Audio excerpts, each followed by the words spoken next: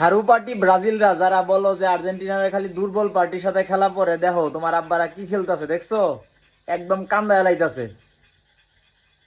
তোমরা তো খালি বলো যে দুর্বল পার্টি দুর্বল পার্টি, এবার বুঝো যে কাকুর সাথে খেলা পড়ছে।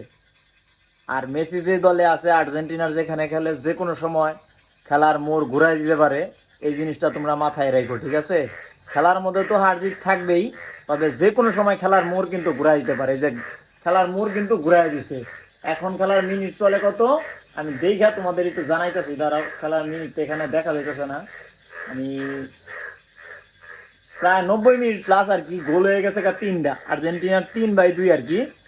লাইভের কারণে দেখতে পারলাম না, খারাপ দেখি দেখতে পারি কিনা।